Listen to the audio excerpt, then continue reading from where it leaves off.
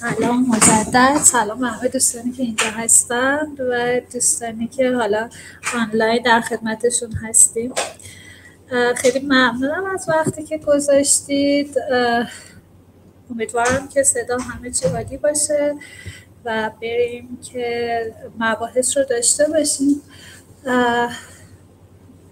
خب من فرضم یعنی با توجه به مباحثی که دوستان قبلا گفته بودن این هستش که حالا اکثر دوستانی که تو این جلسات شرکت میکنن یا از بک‌گراند فنی مهندسی هستن یا از بک‌گراند پزشکی و در حقیقت علوم پزشکی به طور کل هستن. به خاطر همین شاید یه مقدار مباحث رو خیلی وارد جزئیات اون حالا مقالات نمیشن، چون شاید خیلی جزئیات زبانی داشته باشن، ولی خب اون کلیت مفهوم رو با هم خواهیم داشت اینجا که یه مقدار در موردش صحبت بکنیم.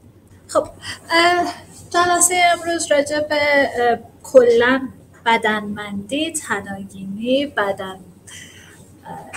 آگین بودن، یا خیلی کلماتی هستش که براش به کار بردن تو فارسی، حالا نمیدونم، همون امبادیمنت.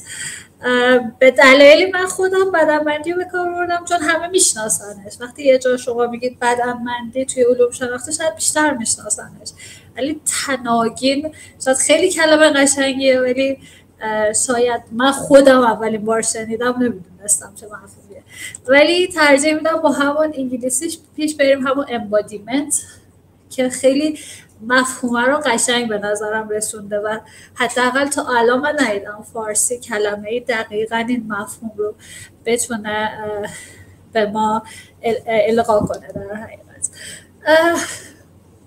این امروز در مورد بدنمندی زبان صحبت میکنیم. در حقیقت من دانشجوی دکترای علوم شناخت زبان دانشگاه تربیت مدرس هستم و حالا درست اسمش بدنمندی زبانه، ولی خیلی هم وارد جزئیات زبانی نمیشیم و شاید این جلسه رو بیشتر میذاریم در مورد کلیت بدنمندی صحبت کنیم و چه کارهایی میشه توی این زمینه ها انجام داد با توجه به مقالاتی که هستش. ببخشید.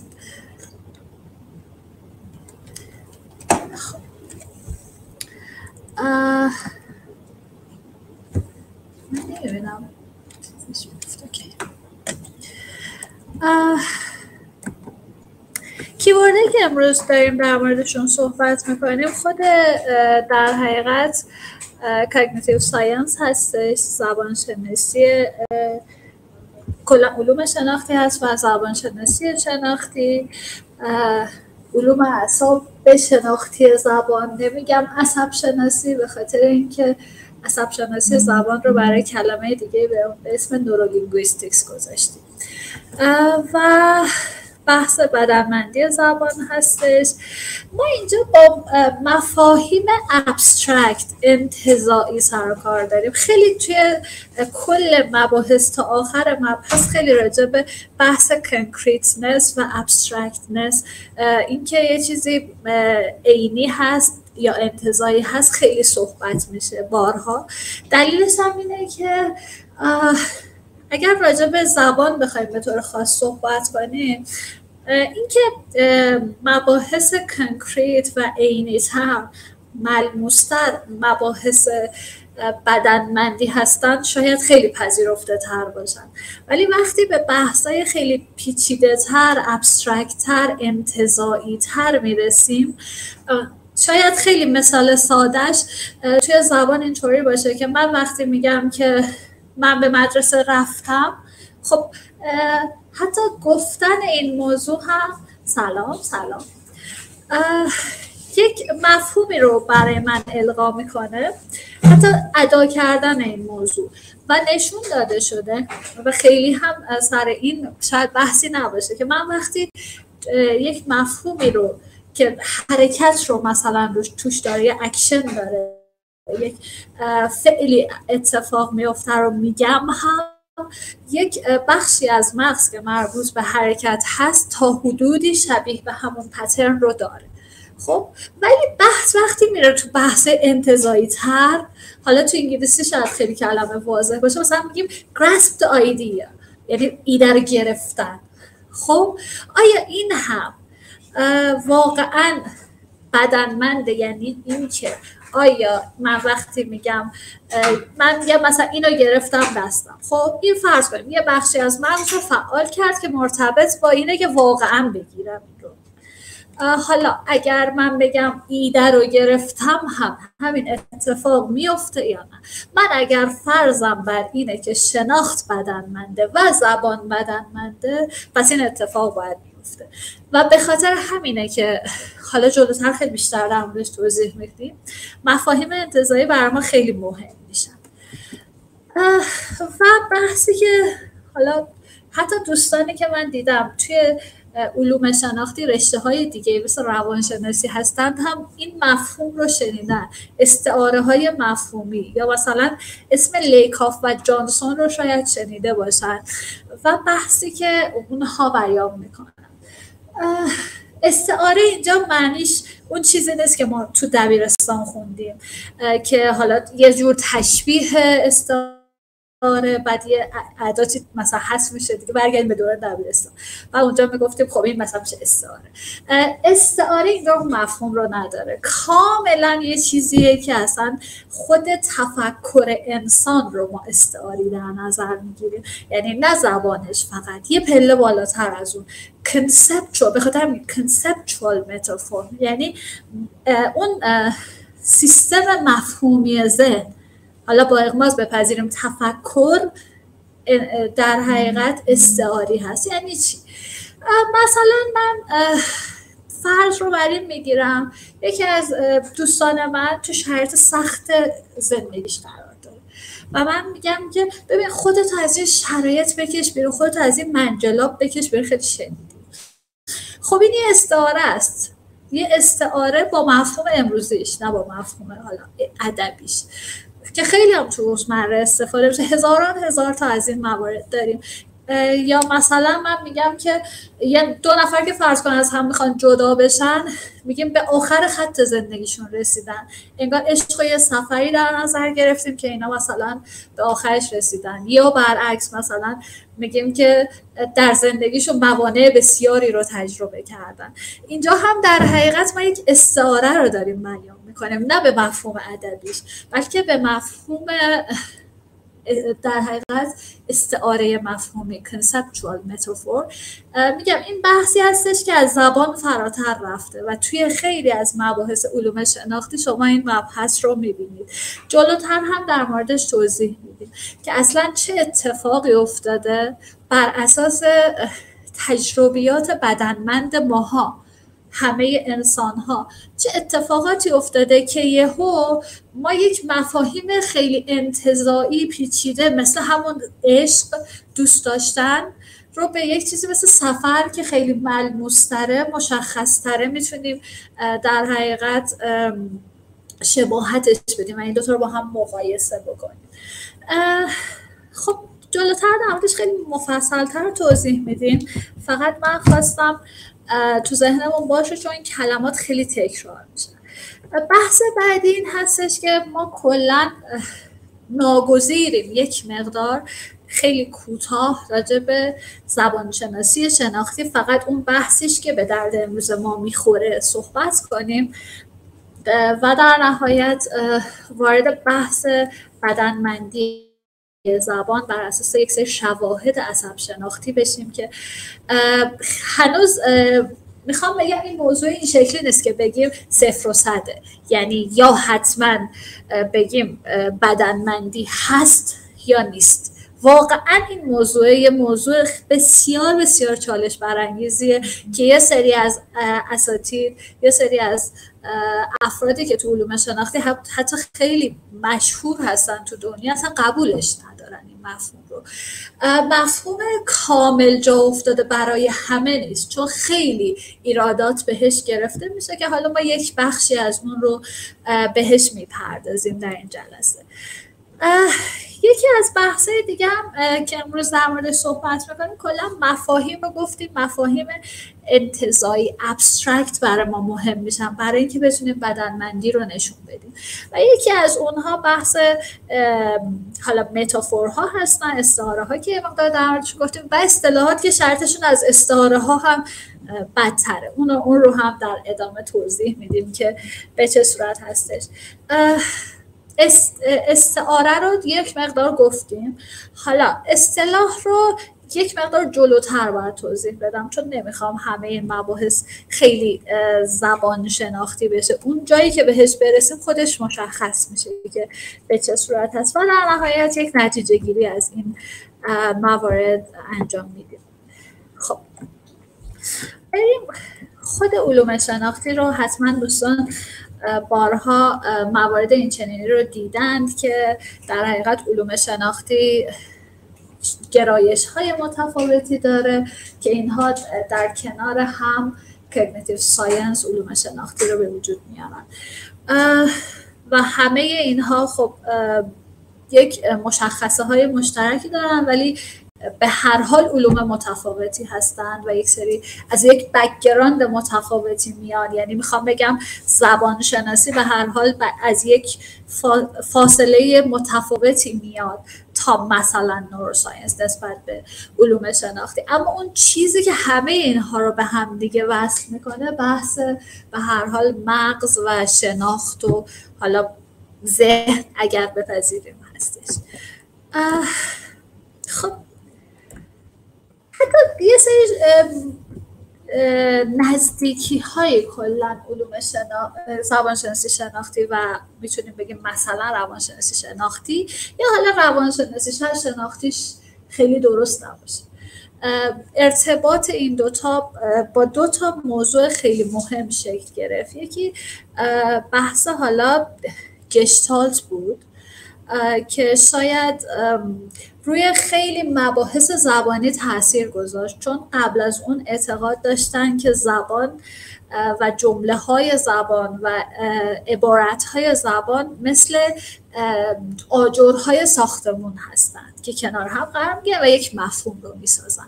اما با مفهوم گشتالت وقتی وارد مثلا زبان شناسی شد متوجه شدن که نه، شاید واقعا اینطوری نیست و کل یعنی این کلماتی که کنار هم قرار میگیرن ممکنه با تک تک اجزا دیگه برابر نباشه، یه چیز جدید رو ساخته باشه و خب این تونست یه انقلابی رو توی زبان شناسی و بحث‌های زبانی به وجود بیاره. یکی دیگه از بحثایی که خیلی هم مهمه هنوزم تو زبان شناسی خیلی بهش پرداخته میشه بحث پروتوتایپ هستش که حالا دوستان که روانشناس هستن هم مزایاش رو میدونن هم معایبش رو میدونن، مشکلاتش رو میدونن، اما به حالت کلی تأثیر بزرگی تونست توی زبان شناسی بذاره چون شما تو زبان میدونید که یک کلمه میتونه معانی مختلف تو جاهای مختلف داشته باشه و این ارتباطات و این فاصله ها با هم یکی نیست.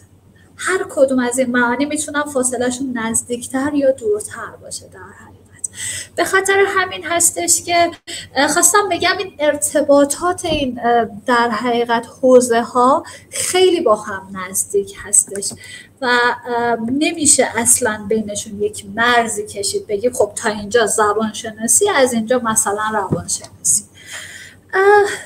خب یه بحث دیگه که ما اینجا داریم بحث معنی و مفهوم سازی هستش. خب توی زبان شناسی شناختی یه مفهوم خیلی مهمی هست که معنا توی خود کلمات لزوما نیست، معنا رو مفهوم ساز اضافه میکنه به زبان.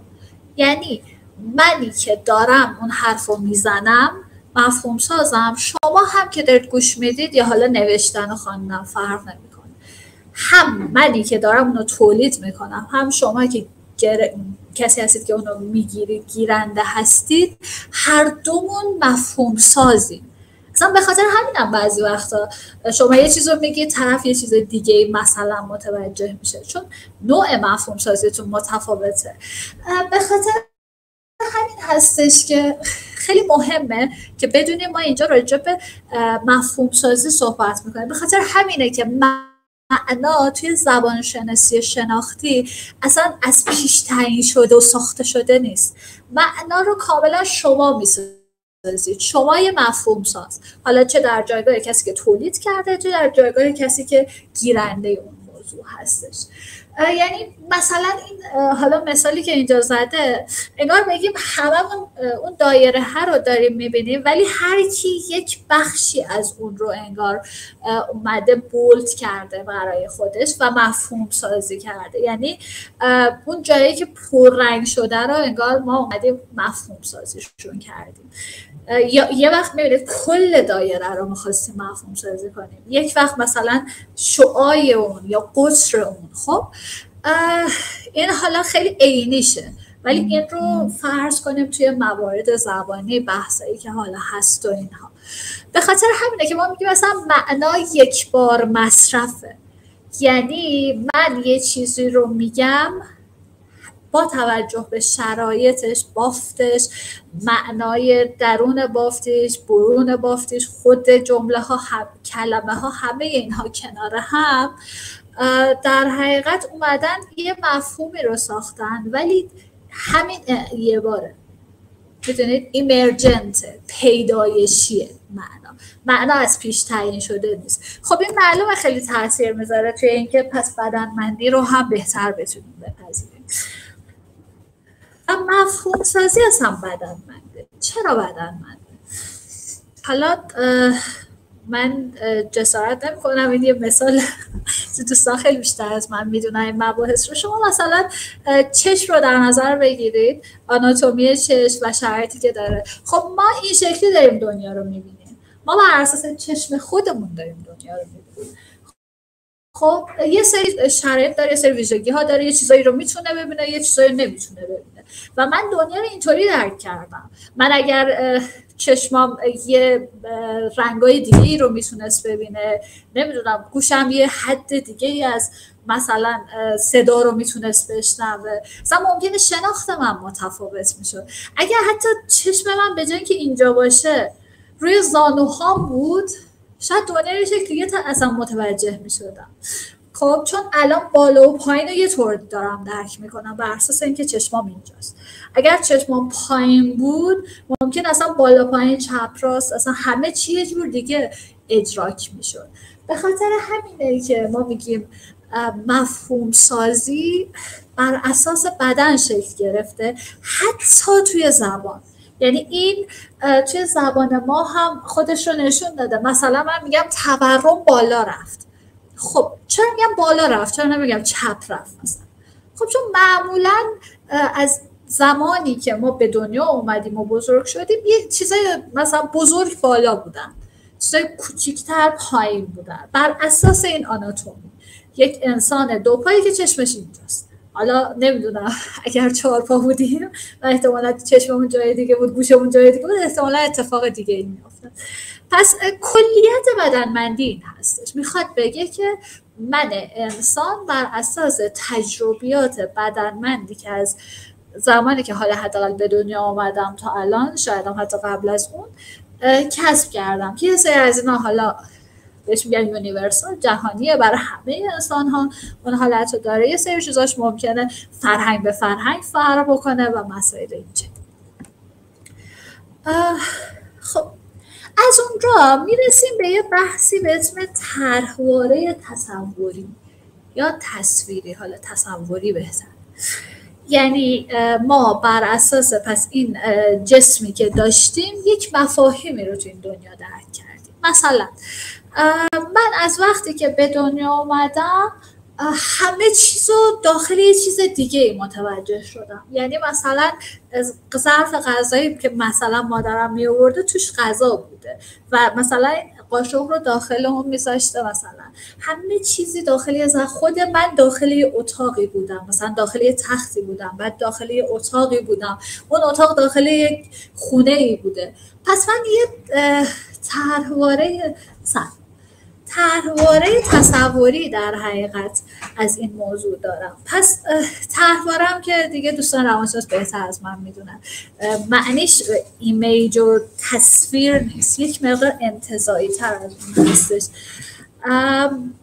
به خاطر همینه که پس من یک مفهومی رو ساختم بر اساس اینکه یه چیز داخل یه چیز دیگه قرار میگیره. پس میام اون مثاله که اول گفتم، مثلا خودت رو از این منجلاب بکش بیرون، اونجا دارم از این طرحواره استفاده میکنم. این چیزی که بر اساس بدن من با حواس پنجگانه من ادراک شده، بر اساس این طرحواره تصویری اون در حقیقت عبارت زبانی رو تونستم تولید بکنم که اون عبارت زبانی اعتقاد افرادی که تو زبان شناسی شناختی هستن اینه که از یه فاز بالاتر میاد، از اون در حقیقت conceptualization و conceptual سیستم مفهومی ذهنمون یا حالا تفکرمون میتونیم بگیم، ولی میدونیم که اینجا تفکر بالاتر از زبانه، بالاتره یعنی وسیع‌تر، این شکلی بگم درسته. تفکر وسیع‌تر از زبانه، همه تفکر به زبان در نمیاد. پس بر این اساسی که حالا گفتیم یه سری طرحواره ها ما تو ذهنمون داریم، مثلا این که همیشه یه چیزی انگار میخواسته به یه چیزی مثلا ضربه بزنه، یه چیز دیگه مقاومت میکرده یا شکست میخورده در مقابلش. این یه طرحواره تصوری در مورد حرکت، در مورد در حقیقت فورس، یعنی مثلا نیرو. خب یه طرحواره دارم، من از همون موقعی که به دنیا اومدم دیدم مثلا یه چیزی به یه چیزی فشار می آورده، حالا یا اون به غلبه میکرده یا نه مثلا نمیتونست و شکست میخوره. حالا اینا خیلی ساده، نه خیلی چیز عجیب غریب، مثلا یه بادکنک میخواسته از در بره بیرون، در نمیذاشته بره بیرون. خب منظورم اینه این همیشه یه مفهومی برای ما شکل گرفته بوده. خب بر این اساس یه مثلا فرض کنید استعاره مثل این رو داریم که بحث جنگ است. ما مثلا میگیم که تو بحث شکست خورد، تو بحث شکستش دادم، تو بحث نتونستم شکستش بدم، تو بحث اون پیروز شد. یا مثلا بگیم که چیزی به ذهنتون میرسه کم آورد. یا مثلا در مورد جنگ باشه خیلی کلمه میشه گفت، مثلا ناکداون شدم یا یه مثاله این شکلی. خب در حقیقت این موارد رو ما از جنگ آوردیم، در مورد بحث داریم صحبت میکنیم. جان؟ در مورد بحث میگم مثلا شستش. آره شستش گذاشتش کردم. دقیقا. پس باید در نظر داشته باشیم که ما داریم راجع به یه مفهوم پیچیده‌ای مثل بحث، خیلی پیچیده است.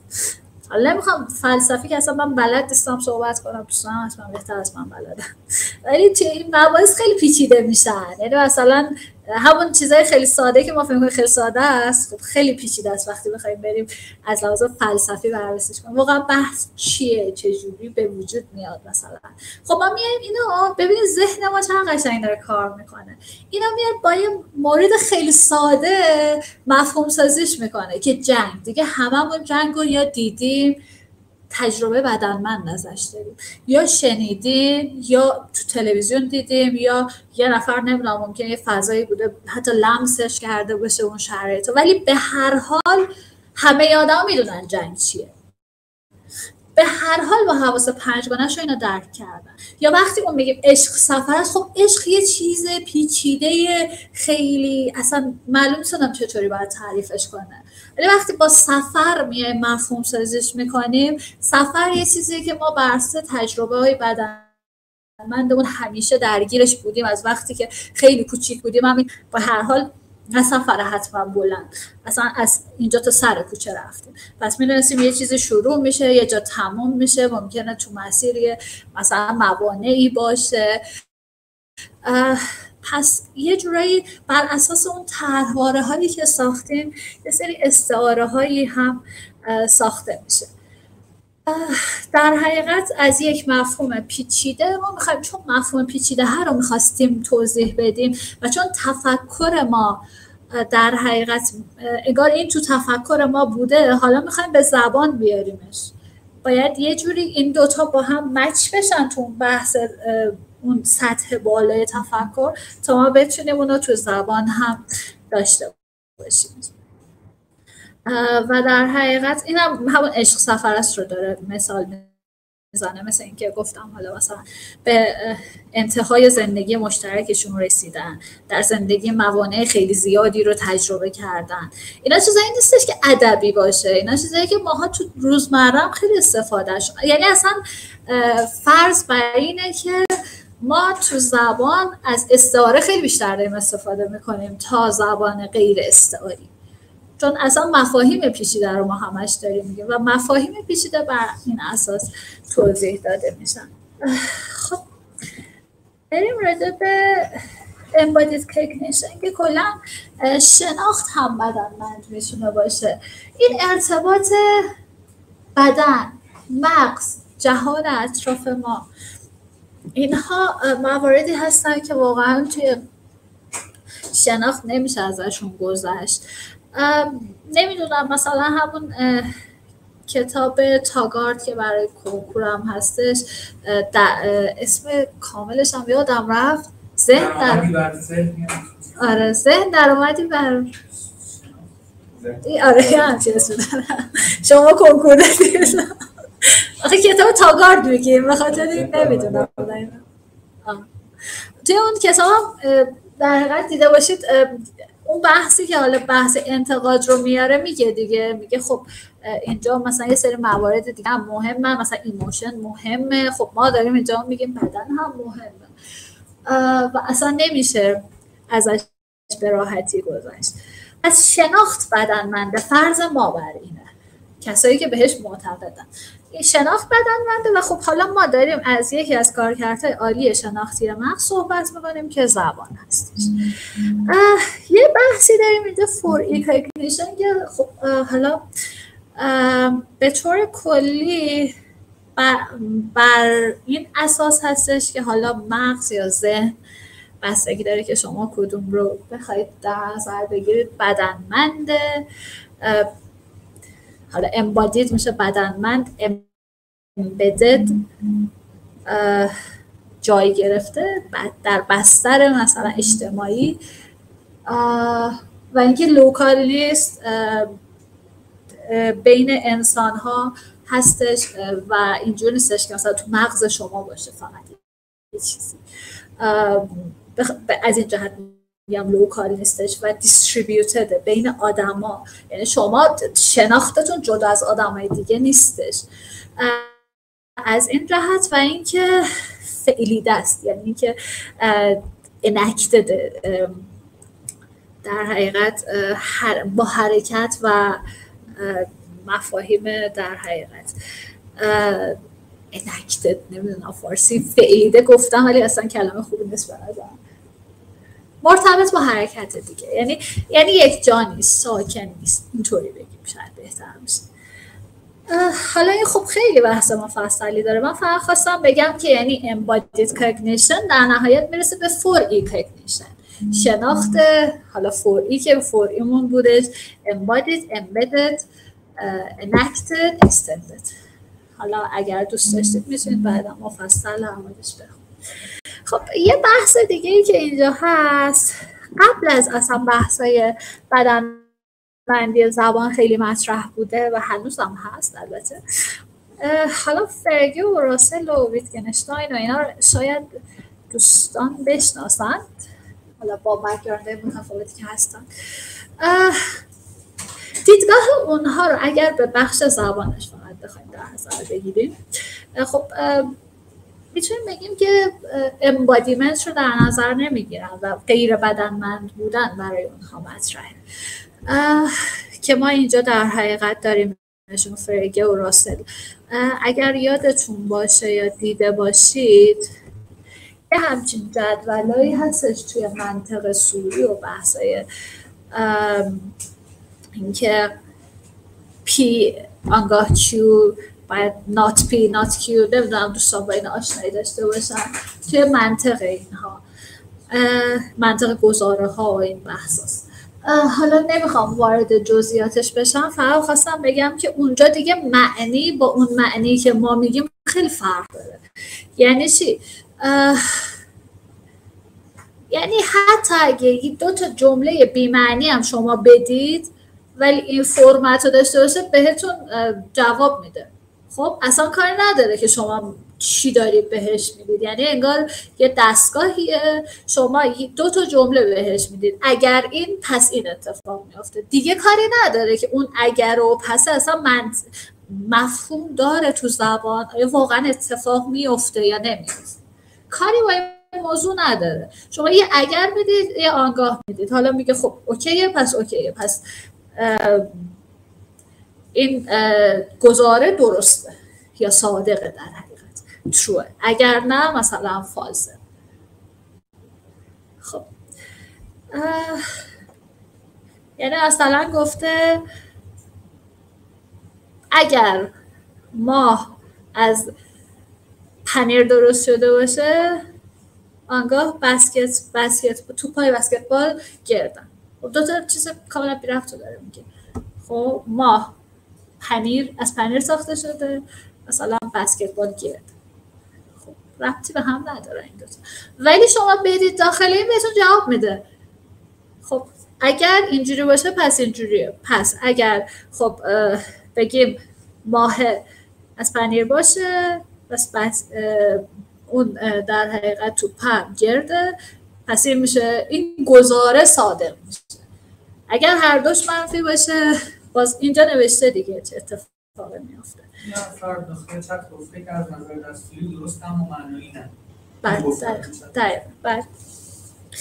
دقیقا همینطوریه، ولی خب ما تو زبانشناسی اصلا بین زبانشناسی شناختی بین دستوری بودن و معنامرز بودن تمایز قائل نمیشه. این تمایز توی بحث‌های چامسکی مطرح میشه که چامسکی میاد در حقیقت معنا رو از دستور زبان یا سینتکس نحو جدا میکنه. ما اینجا جدا نمیکنیم و اصلا ما میگیم دو روی یک سکن، یعنی نحو و معنا از هم جدا شدنی نیستن. اونجا یه اتفاق میفته، مثلا من میگم که مثلا علی broke the window، انگلیسی میگم به خاطر اینکه ما تو فارسی مشغول با این مفهوم نداریم. علی broke the window، مثلا علی شیشه رو شکست. خب the window was broken by علی. خب ما تو انگلیسی میگیم چی؟ خب میگیم این معلومه، این مجهوله، این به خاطر اینکه نخواستیم حالا اون علی رو بگیم آوردیمش آخر جمله، بعد حالا یه فرمولی هم میگیم که این اتفاق افتاد. ولی ما توی زبان شناختی میگیم نه، مجهوله از معلوم ساخته نشده. معلوم یه چیزه واسه خودش، مجهول هم یه چیزه واسه خودش و دلایلی داشته که این اتفاق افتاده. یعنی اینطوری نیست که ما اول معلوم رو داشته باشه بعد از روش مجهول بسازیم. خب این اون تفاوتی که شما فهمیدید رو ایجاد میکنه به لحاظ دستور.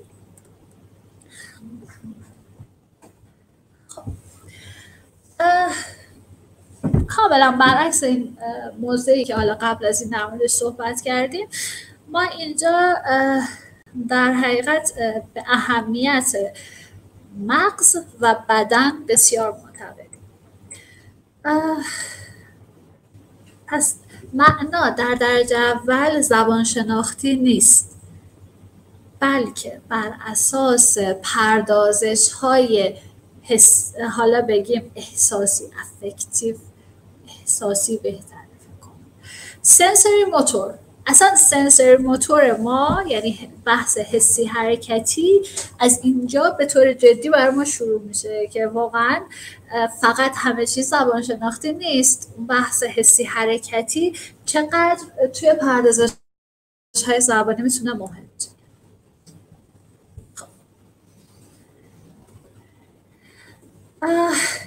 قبل از اینکه بدنبندی زبان به اینجا برسه که الان ما میخوایم راجعش صحبت کنیم و شواهد عصب شناختی براش بیاریم، قبل از این هم بود.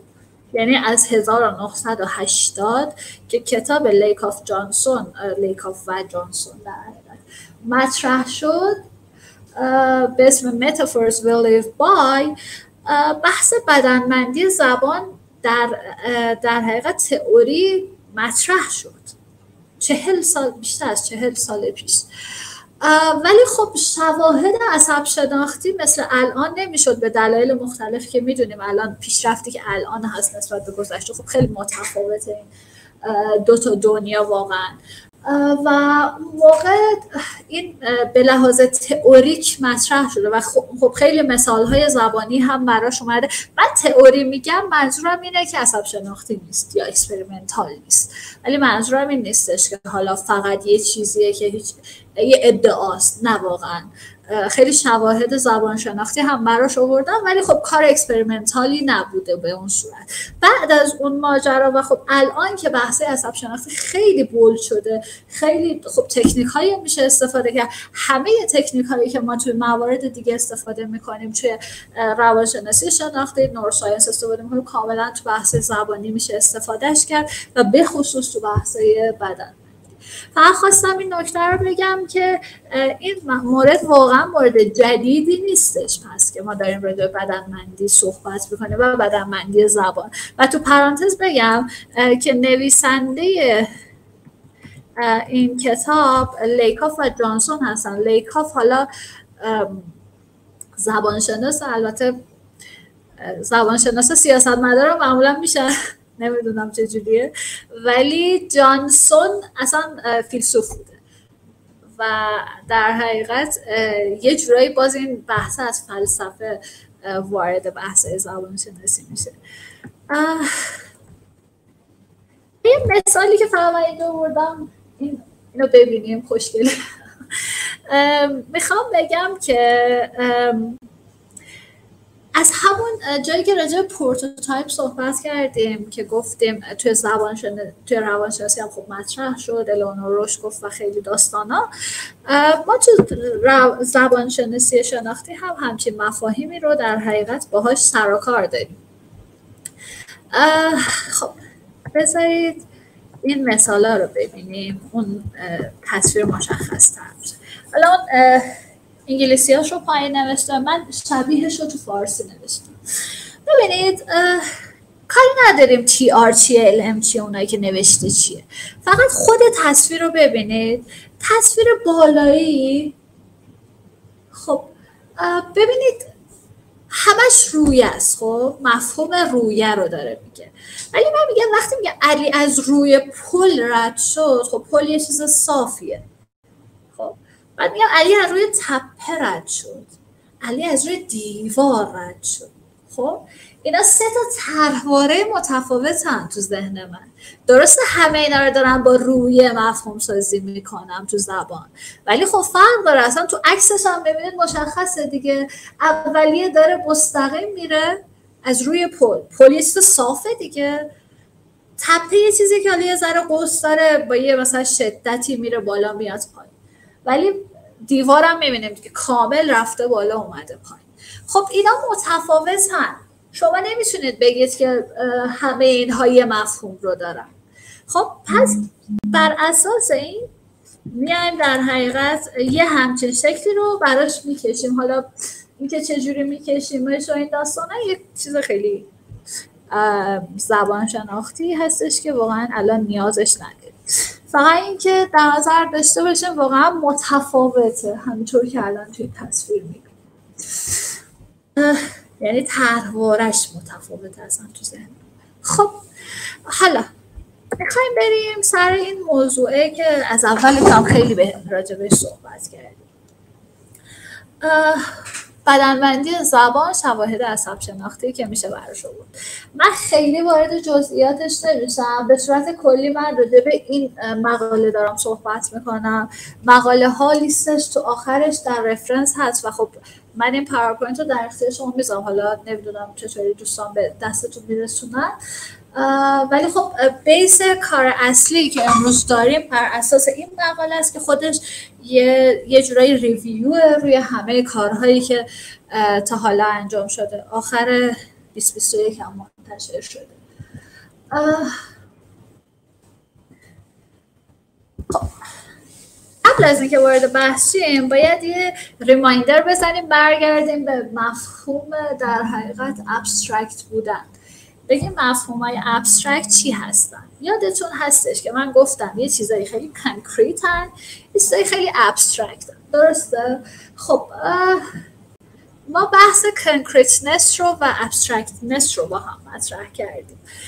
ما گفتیم اگر یادتون باشه که یه چیزی وقتی کانکریته، ملموسه، خیلی نیاز نداره کار پیچیده‌ای بخوایم برای پردازش شاید انجام بدیم، شاید.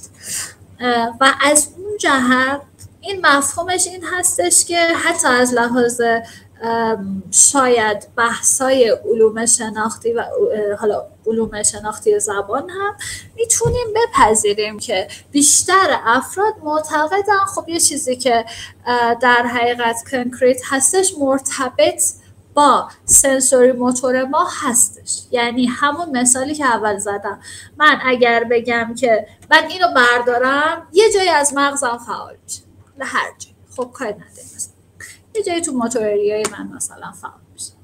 حالا اگر من راجع به صحبتم بکنم یه اتفاق شبیه اون، یه پترن شبیه به اون، نه عیناً همون، شبیه به اون اتفاق میفته. خب اینو تقریبا حالا کم و بیش دیگه قبول شده.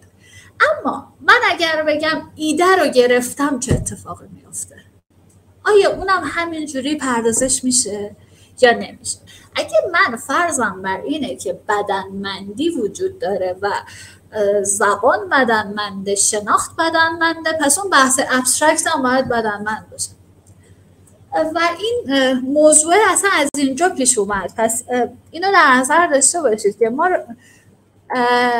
تمام تلاشمون توی این جلسه این هستش که روی اون بحث ابسترکت خیلی تمرکز داشته باشیم، چون دیگه بحث غیر ابسترکته یا کانکریت یا حالا چیزی که باش میگه لیترال تو زبان، یعنی خیلی بد ترجمهش، تحت اللفظی، یعنی اون چیزی که مثلا خیلی پیچیده نیست دیگه. یعنی مثلا من کنترل رو برداشتم، مثلا کنترل رو گرفتم، خب این میشه بهش میگیم تحت اللفظی، خیلی هم بد ترجمهش. خب کاری با این نداریم، چون اینا رو وقتی راجع به صحبت میکنی که مثلا اینا کجاهای مغز رو فعال میکنه، خب اولا اینکه خیلی جاهاشون شبیه به همه، بعدش هم این که خیلی بحث این پیش میاد که این خب اینجا داره یه کار دیگه هم میکنه، تو چرا اینا در نظر نگرفتی؟ این فقط یه مثاله خب که من آوردم که بگیم یه تفاوتایی دارم، ولی واقعا این شکلی نیستش. یعنی شما هر پژوهشی بکنید، حالا روی زبان خیلی اوضاع بدتره، خیلی یعنی اولین چیزی که به شما میگن از کجا میدونید فقط راجع به این موضوع خاص بوده؟ شاید اون پردازشش یه کار دیگر داشته میکرده، شاید اون بخش مغز که مثلا 10 تا کار دیگه هم مرتبطه شاید داشته اون کار میکرده. حالا جلوتر بهش میرسید که منظورمون چی هست، ولی به طور کلی چیزی که پیدا کردن معمولا مفاهیم ملموس‌تر با پرسپچوال سیستم ما بیشتر مرتبطه، با اون سیستم در حقیقت ادراکی ما بیشتر مرتبطه، بیشتر سنسوریه. ولی شاید بحث ابسترکت بیشتر با بحث گفتاری ما، پردازش سیستم گفتاری ما و وربال مرتبط باشه. و همین جاست که اصل موضوع بدنمندی شروع میشه که آیا اون بحث ابسترکت هم میتونه با پرسپچوال سیستم و بحثای در حقیقت منتال ایمیجری دیگه، آیا واقعا یه ایمیجری ما داریم میکنیم توی ذهنمون راجع به این موضوع یا نه، یا حالا بهش میگیم سیمیولیشن، یه شبیه سازی ذهنی داریم میکنیم یا نه واقعا اصلا چیز ابسترکت کاملا جدای، اصلا ربطی به سنسوری موتور هم نداره و داره کار خودشون میکنه. خب فرض ما بر این هستش، بر اساس این مقاله و حالا کاری که ما ها میخوایم در نظر بگیریم، در حقیقت فرضمون بر این هستش که استعاره های زبانی وقتی که پردازش میشن بر اساس سیمولیشن هستن. سیمولیشن سنسوری موتور، یعنی سنسوری موتور شما داره یه بحث، سیستم حسی حرکتیتون داره یک شبیه سازی انجام میده. ما فرضمون بر این هستش و بر اساس یه سری نورو ایمیجینگ و ریلیشن استادی هایی اینجا اومده راجع به این موارد صحبت کرده.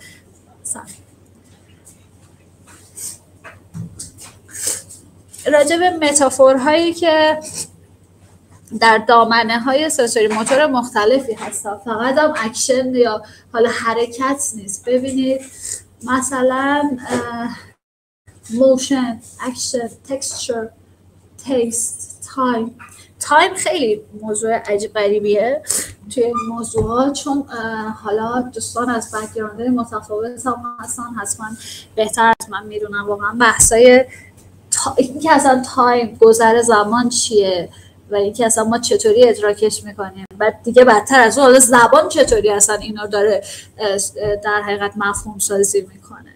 به نظر من یکی از مفاهیم خیلی خیلی پیچیده‌ای که توی بحث‌های بدنمندی هست زمانه، چون شما زمان رو اگر بخواید تو بحث‌های بدنمندی بیارید باید بگید که زمان مفهوم سازیش بر اساس سیستم حسی حرکتیه، بر اساس حرکت انگار. مثلا زمان چطوری میگیم؟ ما یه مفهومی از گذشته، حال، آینده داریم، مثلا کاری نداریم مفهوم درست نیست چطوری باید بشه، ولی به هر حال حرکت داره میکنه انگار زمان سریع میگذره.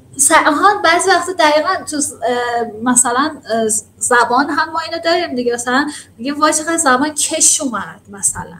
خب این که اصلا این مفهوم سازی چجوری صورت میگیره و آیا بر اساس حرکت هست مثل اکشن هست یا نیست، خودش یک موضوع خیلی جذابی میتونه برای پژوهش باشه. حالا من آخرش راجع به کار خودم هم صحبت میکنم که اونجا یه مقدار در مورد این مباحث داریم کار میکنیم.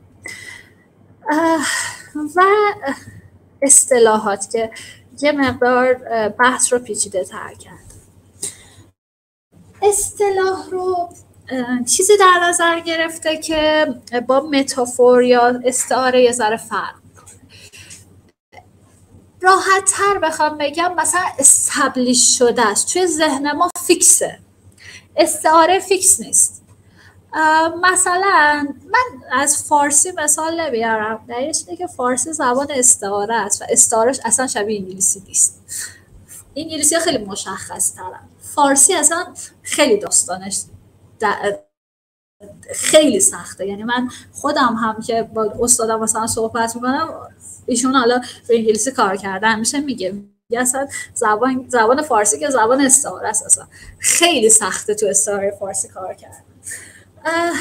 و اینکه خب حالا شاید به فرهنگ اونا برمیگرده، معمولا همه چی نمیخوایم خیلی رو راست بگیم، یه ذره میپیچونیمش و این استعاره از اونجا احتمالاً میاد. ولی مثلا یه سری مواردی رو جلوتر میگه که میتونیم اونها رو در نظر بگیریم برای ایدیم ها. یه سری مواردی هستن که فیکسن. خب پس در نهایت حالا این مقاله خاصی که در موردش صحبت کردیم به این نتیجه میرسه که آره زبان و استعاره ها در حقیقت در سیستم حسی حرکتی ما هست. ولی راجع به EDM یه ذره داستان فرق. خب توی پژوهش‌ها این پاورپوینت رو من تو پرانتز بگم خیلی پاورپوینت کاملی سعی کردم یه جورایی آموزشی هم باشه، یعنی یه سری نکاتی رو که بعدم نمیرسیم اینجا همه رو بگیم، شما بعدا خودتون رو بخونید، اگر هم سوالی بود من هستم حالا کلا همیشه. ولی اینجا خوبه یه مثالی مثلا از این موارد رو آورده.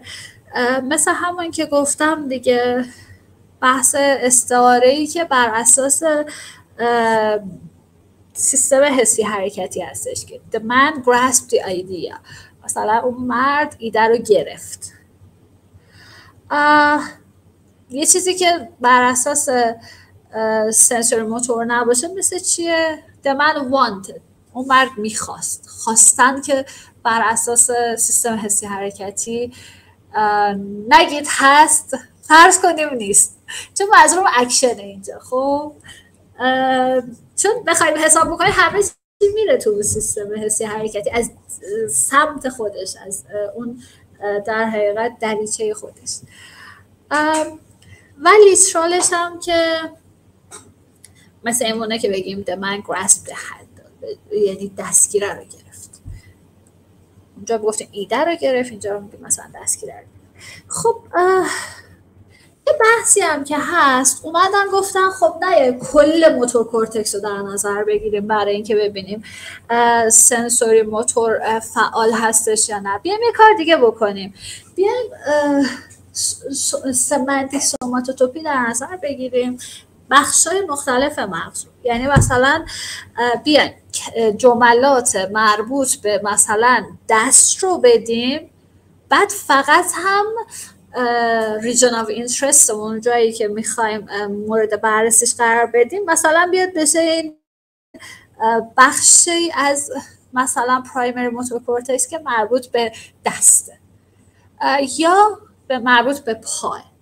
خب مربوط به دسته بیشتر به کار میره به خاطر اینکه خب اصلا اون جای بزرگتره روی اون هومونکولوس اگه در نظر بگیرید، برای دست بزرگتره و خب مثلا تحریکش راحت تره تا تحریک مثلا لکه کوچیک‌تره. و یه موضوع دیگه هم احتمالاً به لحاظ زبانی هم شما استعاره‌های بیشتری پیدا کنید که مربوط به دسته، مثل همون گرفتن و موارد این چنین. خب اینها رو هم میتونیم ازش بگذاریم. اینا مثالایی هستن از انواع جملاتی که به کار رفته که به نظرم میتونیم اسکیپش بکنیم چون واقعا زمان میبره.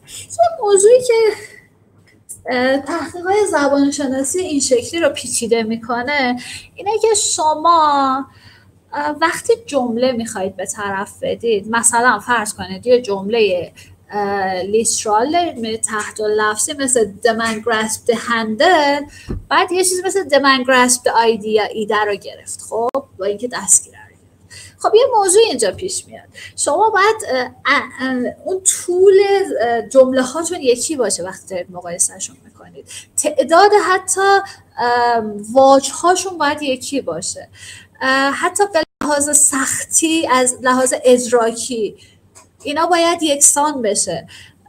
خیلی موارد، حتی اینکه مثلا اون نوشته ورد فرکانسیش چقدره، یعنی مثلا اون بسامد اون واژه چقدره، یعنی ما زیاد میشنویمش یا خیلی به ندرت میشنویمش، نمیتونیم اینا رو کنار هم بشه. مثلا یک کلمه فرض کنید مثلا نجومی بگیر، خب این کلمه که خیلی کمتر استفاده میشه، خب اینو ما نمیتونیم بذاریم کنار یه کلمه مثلا کلاس که خیلی مثلا استفاده میشه، خیلی کانکریت.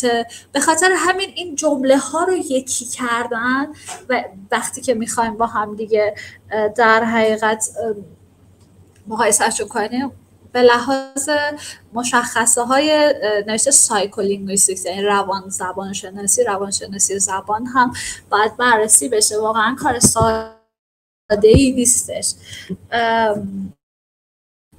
واقعا هم زمان بره. اینکه چقدر اصلا آشنا باشه طرف، این هم حتی شما باید از قبل و بعد از این آدما یه سری پرسشنامه بگیرید، حالا از همون آدم یا از آدمای دیگه که نیتیو اسپیکر اون زبانن، ببینید اون استعاره اصلا براشون ملموس هستش یا نه، تا چه حدی ملموسه. و خیلی در حقیقت موارد این چنینی اگر بخواید یک کار پژوهشی درستی باشه که ایراده واقعا ساختاری یا روش شناختی نداشته باشه و در حقیقت حتی ساختار نحویش باید یکسان باشه. شما نمیتونید دو تا ساختار نحوی متفاوت مثل هم معلوم و مجهول کنار هم بذارید، چون هر کدوم از اینها اکتیویشن های مغزشون حتی متفاوت هستش. متافورهایی که هست راجع به موارد مختلفی هستش که گفتیم راجع به همه بخشای بدن پژوهش‌ها انجام شده. یعنی شما از اکشن در نظر بگیرید، چیزایی که مربوط به لامسه هستش، حرکت، حتی از لحاظ مزه کردن، زمان که گفتم خدمتتون. مثلا فقط من یک نکته هایی رو از مقاله میارم، چون خود مقاله خیلی مقاله شاید خیلی تعداد صفحاتش زیاد نباشه، ولی واقعا مقاله‌ای که هر دو خطش رو بخونید کلی زمان میبره، چون خیلی نکته داره. ولی کلا مثلا اینجا ببینید راجع به اکشن، چیزایی که یعنی زبان در استعاره های زبانی که مربوط به اکشن بوده، حرکت بوده. مثلا ببینید خیلی مرتبط با anterior inferior parietal lobe. خب مثلا ببینید بحث گراسپ کردن، بحث استفاده از یه ابزاری رو ما میبینیم که این حداقل همبستگی داره. حالا رابطه کازال داستان خودشو داره، حداقل همبستگی بین این دوتا پیدا شده، ولی برای همینش هم مثال نقض میبینید توی لیترشن. ولی به طور کلی خب این در حقیقت موارد پیدا شده برای اینها. و به لحاظ اینکه کدوم یکی بیشتر در معرض، خب معلومه دیگه لیترال ها بیشتر این مفهوم رو داشتن، یعنی اکتیویشن قوی تری دارن دیگه خب توی اون ناحیه نسبت به استعاره ها. یا مثلا راجع به تکسچر و قسمت مختلف بدن، مثلا she had a rough day به جای she had a bad day. rough مثلا یه زخیم زمخته، مثلا یه تکسچر دیگه، یه چیزیه که حسش میکنیم با لامسه. مثلا دیده حالا با این بخشای مرتبط مغز ارتباط داشته. یا بحث موشن بازم هست، مثلا تو بعضی پژوهش‌ها مربوط به حالا empty plus یا posterior medial temporal gyrus، posterior inferior temporal gyrus که به هر حال به حرکت یه جوری مرتبط میشن رو هم فعال کرده بود. راجع به حتی مزه خیلی جالبه، استعارهایی که مربوط به مزه کردن، مثلا روز شیرین داشت، مثلا شیرینی خوبی بود، مثلا روز شیرینی بود، فکر کنم اینجوری بود. و میبینیم که حتی به کورتکس گستیتری مرتبطه که حالا مربوط با تیست و مزه کردن و اینها هستش.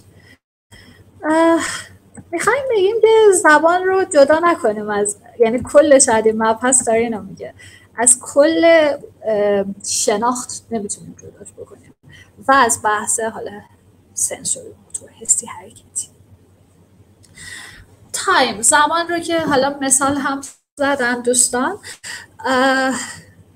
زمان کش اومدنش برای ما مطرح میشه اینجا و در حقیقت اون تفاوت رو میبینیم. خیلی توی زمان جالبه که اکتیویشن هایی که ما اینجا داریم در حقیقت خیلی شباهت هایی با حرکت هم داره، یعنی جاهایی از مغز رو میتونه فعال بکنه که مربوط به حرکت هم هستن. البته که میگم راجع به تایم اگه بخوایم صحبت کنیم پیچیده ترین بحثش شاید واقعا تایم باشه، چون تایم خودش ذاتاً پیچیده است که اصلا نه فقط توی زبان شناسی شناختی بلکه تو فکر میکنم کل نوروساینس. مثلا شما درد که داشته باشید زمان رو طولانی تر حس میکنید. حتی ما الان روی مثلا سوشال پین داریم کار میکنیم، خب اون توی اونجا هم شما درد رو دردی که دارید حس میکنید درسته جسمی نیست ولی زمان براتون کش میاد و خب این خیلی موضوعات جالبی میتونه در مورد زمان باشه. کاری که ما داریم میکنیم حالا در مورد در حقیقت تحریک ساپلیمنتری موتور ایریا هستش که میتونه مرتبط با تایم باشه. حالا اگر دوستان مایل باشن بعدا میشه در موردش مفصل تر توضیح داد. چیزایی که تا حالا کاور کردیم بیشتر نورو ایمیجینگ استادی ها بودن، در حقیقت مطالعات بر اساس نورو ایمیجینگ بودن، ولی جالبه که مطالعات بر اساس در حقیقت تحریک مغزی هم داریم توی این زمینه و حالا چه TMS و TDCS بیشتر به طور خاص. حالا حتی TMS هم شاید کمتر از TDCS این روزها توی این موضوع مورد بحث باشه، ولی مثلا یه پژوهشی رو ببینید که مثلا میگه که TMSی دادن به پرایمری لگ اریای اون آدمه و موتوری پتانسیالش بیشتر شده. برای لیسترال هم خب قطعا بیشتر از بقیه است. و پژوهش بعدی که حالا جزئیاتش رو هم اینجا آورده. در مورد مثلا کار دیگه‌ای که خیلی جالب انجام شده توی این حوزه ها بحثای TDCS هستش، چون میدونید یه تفاوتای بین TMS و TDCS هستش دیگه. به دلایل خاصی TDCS میتونه خیلی کمک کننده باشه توی این حداقل کارهای پژوهشی که تو این حوزه میشه و حالا کاری که الان داره تو مثلا پارکینسون انجام میشه، چون پارکینسون خیلی با بدنمندی مرتبط میشه دیگه، چون اونجا داره میگه اون آدم مشکل حرکتی داره و خب خیلی از این پژوهش‌ها میشه رو افراد مثلا پارکینسون یا هر افرادی که مشکلات حرکتی داشته باشن تست بشه. یکی از حالا پژوهش‌هایی که به طور خاص هستش و شاید که کار رساله منم بر اساس کار دکتر جوهری هستش، همین ایشون بر اساس HDTDCS تحریک رو انجام دادن روی پرایمری موتور کورتکس M1 افراد، اون بخشی که مربوط به دست هستش و خب ریاکشن تایم گرفتن و این ریاکشن تایم رو مقایسه کردن تا ببینن که آیا تفاوت معنی داره به وجود میاد وقتی که این در حقیقت تحریک انجام میشه و خب دیدن که این برای افراد سالمیشون انجام بدن و این اتفاق افتاده. ولی خب پژوهش‌هایی هست که روی افراد پارکینسون هم این در حقیقت کار رو انجام دادن TDCS و نتیجه مشابهی داشت. و حتی جالبه افرادی که پارکینسون دارن به لحاظ زبانی هم در مورد ادای واژه‌هایی که مربوط به حرکت سریع‌تر بیشتر مشکل دارن. یعنی اون آدمی که مثلا خودش نمیتونه بدوه توی دویدن، توی ادای کلمه دویدن بیشتر مشکل داره تا راه رفتن مثلا. و این پژوهشاش هستش، حالا دوستان علاقه هم باشن میشه بعدا در موردشون صحبت کرد. خب این هم تصویری از اون پژوهش هستش.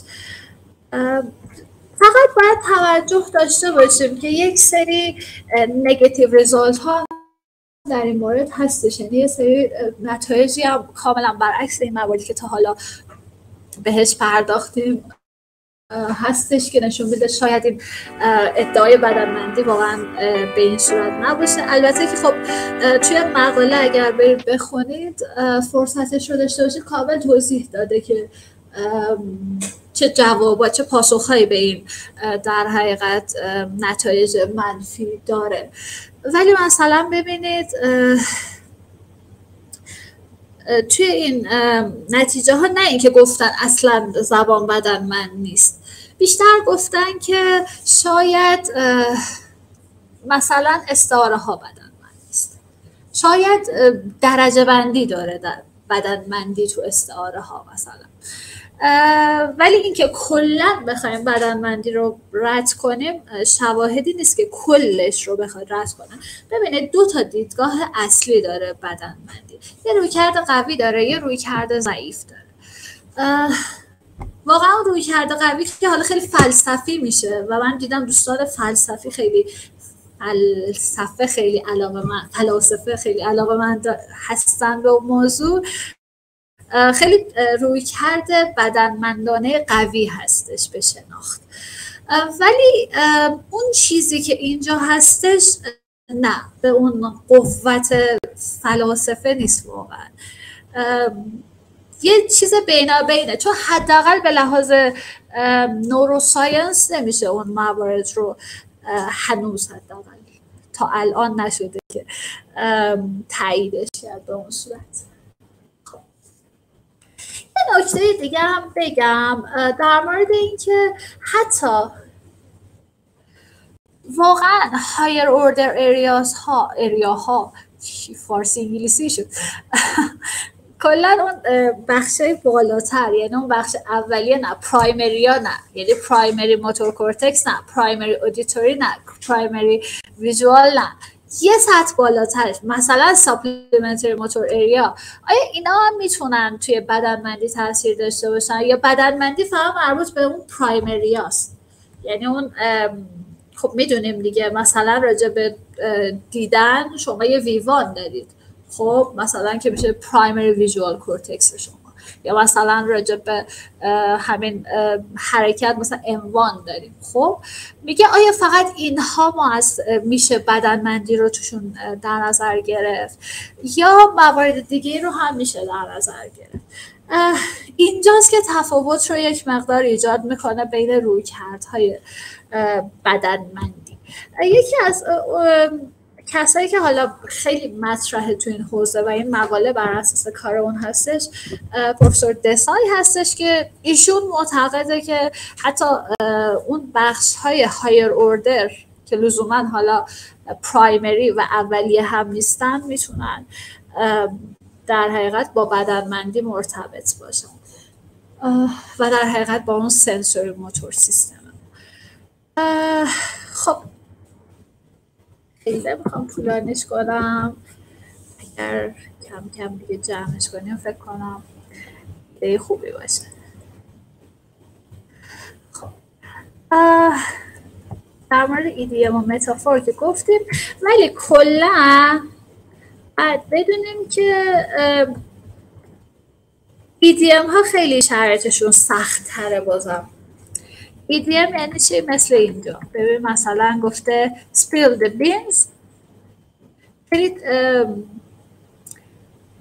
چیزه معنیش عوض نمیشه، شما کلمات رو نمیتونید جا به جا کنید، نمیتونید کلمه جدید واردش کنید، ولی اینطوری بگم از لایتر مموری شما یک جا فراخونده میشه.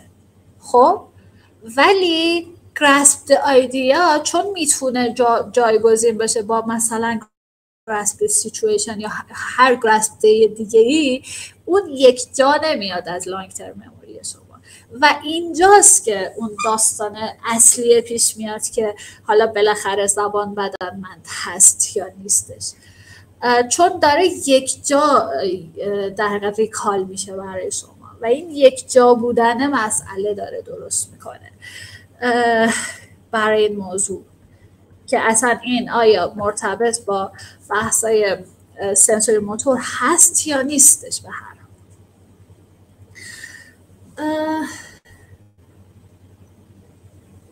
دیگه از اینا هم دیگه فکر میکنم خیلی توضیح زیادی باشه، چون واقعا من فکر کنم اصل مطلب رو گفتیم، زمان رو هم حالا یه جورایی خیلی ازش نگذریم. پس باید توجه داشته باشیم که وقتی داریم راجع به بحث متافور استعاره صحبت میکنیم پس فقط به زبان محدود نمیشیم، ما داریم میریم اون سطح بالا، ما داریم میریم تو تفکر و این همه این چیزایی که داریم میگیم. اگر میگیم استعاره ها بدنمنده، ما در نهایت داریم میگیم تفکر بدنمنده. میدونید چی میگم؟ conceptual سیستم بدنمنده، سیستم در حقیقت مفهومی ما بدنمنده. خب حالا به هر حال ما سیستم مفهومی بهش دسترسی مستقیم نداریم که یکی از دسترسیش زبانه. ما بر اساس زبان میتونیم به طور غیر مستقیم متوجه بشیم که انگار تو تفکر چه خبره.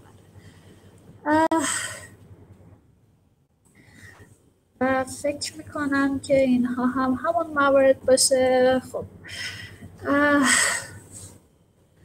کلا اگر بخوایم راجع به مفاهیم انتزاعی صحبت کنیم، پس گفتیم که در حقیقت بر اساس این پژوهش و پژوهش‌های مشابه استعاره ها بدنمند هستند و grounded، در بستر سیستم حسی حرکتی، دامنه حسی حرکتی فهم میشن. grounded in sensory motor. و اینکه پس گفتیم EDM ها چون یک جا از مموری ما لانگ ترم مموری ریکال می شدن، یه ذره داستان داشتن که هنوز مشخص نیستن و این پژوهش ها جدیدی هستن. شما اکثر این پژوهش ها رو ببینید، اکثرش که نه بگم از 2006 شروع شده که حالا اولی کار مثلا عزیززاده و دیگران بود. 2006 تا الان مثلا 15-16 ساله این کارها داره انجام میشه و خب خیلی جدیده برای اینکه خیلی ابعادش هنوز مشخص است و تو این زمینه ها به شدت میشه کار کرد. یعنی نمیدونم شاید همین الان بشه 10 تا پروپوزال تو زمینش نوشت. خیلی جای کار داره و خب خیلی چیزهاش هم هنوز مشخص نیستش. یک کوچولو هم راجع به کار خودم توضیح بدم و حالا کار رساله که دارم انجام میدم. کار من بر اساس همین کار آقای دکتر جوهری هستش که حالا اینجاست. از ایشون رو انگلیسی کار کردن تو آمریکا. این کار ایشون HTTDCS هستش و خب اونجا میبینید که حالا شاید فرق HD با TDCS حالا کانونشنال این باشه که خیلی فوکال تره، خیلی دقیق تر مثلا اون منطقه رو در حقیقت میتونه تحریک بکنه. خب البته بهش انتقادایی هست کلا، ولی خب سعی که ایشون داشتن این بوده که چون موتور کورتکس تو خیلی موارد زبانی مؤثره و شما اگر بگید موتور کورتکس اینجا فعال شده میگن خب موتور کورتکس خیلی کارهای دیگه هم تو زبان میکنه، چطوری میدونی که این موضوع مربوط به بدنمندی هست؟ ایشون سعی کرده که خب به طور خاص مثلا اون بخش مربوط به دست رو بیشتر در حقیقت بتونه تحریک بکنه که مشخص تر بشه که خب نه دیگه این بخش خاص فقط داره اکتیویت میشه، که البته خب این هم موارد خاص خودش رو داره برای اینکه شاید انتقادایی بهش باشه. کاری که من میکنم در حقیقت مقایسه تحریک آنودی و کاتودی هستش این موضوع و خب کارم همه HTTDCS هست روی اکشن ورب ها، افعال حرکتی که تو استعاره ها باشن یا حالا به صورت معمول. و خب زبان فارسی قطعا تفاوت های با زبان انگلیسی داره، خاطر اینکه استعاره های فارسی کلا متفاوته با انگلیسی. ولی خب این کار رساله هم هست، ولی خب کارهای دیگه ای داریم انجام میدیم الان که یک پروژه‌ای داریم با دوستان تو حوزه بدنمندی و زبان که هم بدنمندی و زبان و تایم رو داریم، هم درد که حالا هم سوشال پین هم فیزیکال پین و هم بحث های در حقیقت استعاره های دیگه. فکر نمی‌کنم دیگه بحث خاصیمون رو باشه و اینکه اگر بخوایم این حوزه رو به مطالعات رشته‌های دیگه مرتبط بکنیم، شاید میگم پارکینسون واقعا از اون مباحثیه که خیلی با بدنمندی مرتبطه. شما خیلی از فازای در حقیقت بدنمندی، حالا نه فقط زبان، به طور کلی شناختی رو میتونید روی پارکینسونی ببینید و کاملا متفاوت میشن، مرتبط میشن با بحثای بدنمندی. بحثای خب که در نهایت به بحثای روباتیک میتونه برسه، به بحثای AI میتونه برسه. خب خود امبادید کاگنیشن، خب کاگنیشن رو ما میتونیم حوزه‌های مختلفش رو با هم در حقیقت در نظر بگیریم، زبان و حافظه، مثلا زبان و توجه، و خب ببینیم تو حوزه بدنمندی اینها به چه طریق به هم دیگه ارتباط پیدا میکنن. و خب اثارهای مفهومی که به طور کل توی بحثای روانشناسی خیلی مطرحه، حالا چه بحثای درمانی، چه بحثایی که من چون دوستان روانشناس زیاد دارم و خب میبینم اونایشون که با اصلا مفهوم اثار مفهومی آشنا هستن چقدر میتونن حتی در کارشون ازش استفاده بکنن و متوجه میشن آها این آدم از استعاره این مدلی استفاده کرد الان توی صحبتش، پس میتونه مثلا این موارد رو نشون بده. دیگه ارزی نیستش و این هم رفرنس ها هستش و اینکه ممنونم به صحبت من گوش دادید. دیگه ببخشید خیلی سرتون رو درد آوردم.